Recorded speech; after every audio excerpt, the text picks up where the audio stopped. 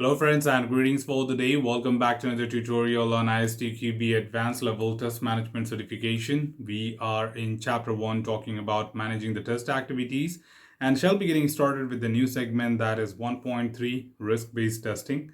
And as a part of it, today we shall be covering the first sub-segment that is 1.3.1 Testing as a Risk Mitigation Activity. And we shall try to understand what it takes to perform the required proportionate amount of testing in order to help mitigate the tests.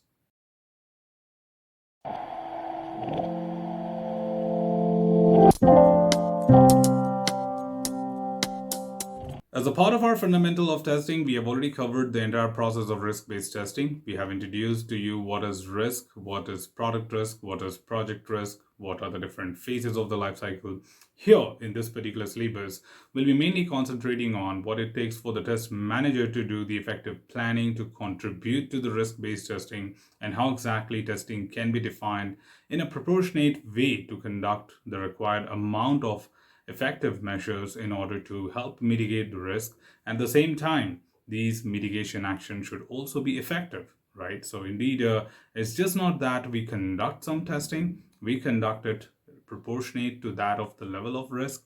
And at the same time, we look forward to see if these activities are effective enough to mitigate the risk or not. And that's where we are getting started with a quick introduction to see that how testing can be seen as a mitigation activity to that of the risk. To get started with, let's have a quick look here. The very first part which is trying to address is right from the fundamentals, that is, a product risk is certainly a potential situation where quality problems may exist in a product. When tests reveal defects, testing has helped mitigate product risk by providing the awareness of defects and opportunities to deal with them before they get released. When tests do not find defects, testing indicates that the product risk level is lower than expected. Now again, this statement can be a little tricky to follow because first of all, we do understand the risks are very critical and important for us to be addressing from the testing point of view. But we highlighted the most important thing that we are talking about the product risk. The project risk are not our responsibilities. However, we'll go to the project manager and then project manager may distribute it to the respective managers to deal with it internally. But when it comes to testing as an activity to help mitigate the risk, we potentially talk about the product risk only. Okay. And at the same time, we are also saying that the risk mitigation plan is all about the writing appropriate and the test cases should be written in a way that it helps you to reduce the level of risk and we identify the defects. And as and when we identify the defects, we are making sure the risk level is brought down. And over a period of time, after certain executions, when we don't see any more new defects appearing, we just understand that we have brought down the risk level to low, or maybe sometime it is even possible that you may have mitigated the risk. But again, we cannot make a bold statement that testing eliminates the risk or mitigates the risk. We always say testing helps you to reduce the level of risk. So as a manager, we should remember this statement that from testing point of view, we can only help you reduce the level of risk, sometime to low, sometime to zero as well. Additionally, to add here, of course, among other things, the test manager is responsible for delivering a correct and reliable evaluation of the product quality.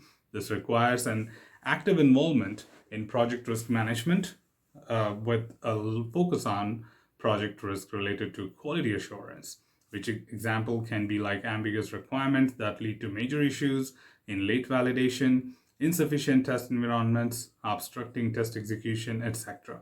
So indeed, we do look forward to deliver the correct and reliable evaluation of product with the amount of testing which we perform. And we consistently keep measuring the matrices related to risk, like the total number of risk mitigated so far, the current residual risk at any point of time. The new emerging risks are again supposed to be documented and tracked. And what have we planned to do for these newly identified risks? So again, a risk can be related to those of the fundamental activities we have covered. That risk can emerge at any point of the time life cycle, and we as test managers should not fail to plan for them. Also to add here, of course, risk-based testing focuses testing on quality risk. It follows the generic risk management process, which consists of the following main activities.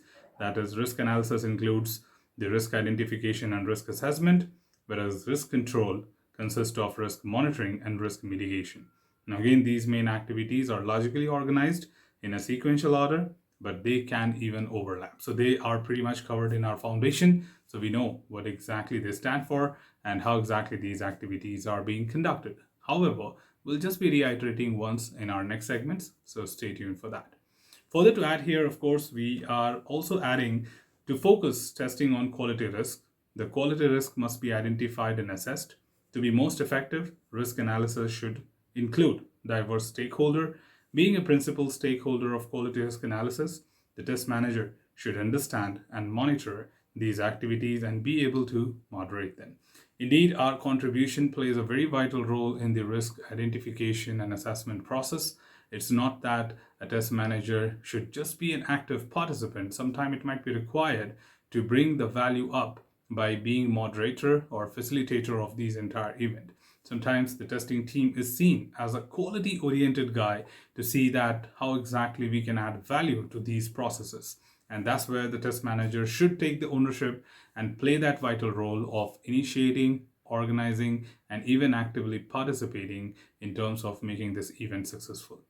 The next important thing, of course, the test monitoring should include risk monitoring also. In addition to monitoring the evolution of the known quality risk, it should include analyzing for any new risk and adjusting the risk register accordingly. So we just discussed a moment back, there are new risks which may emerge over a period of time throughout the life cycle. However, we say that the risk identification is a process which happens in the beginning of the life cycle, and we may have handful risk identified. But as the project unfolds, as the new information comes, maybe a defect is getting resolved or new CR, that is change request, is requested, we may have new risk identified.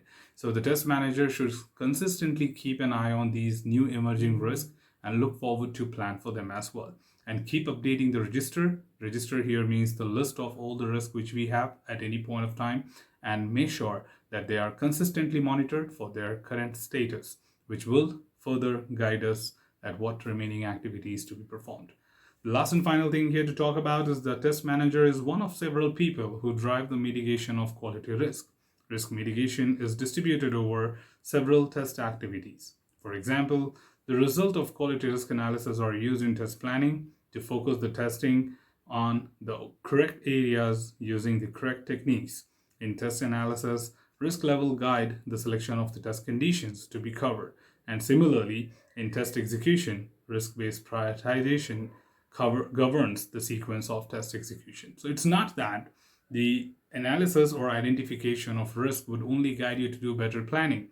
It may be spread over the entire life cycle.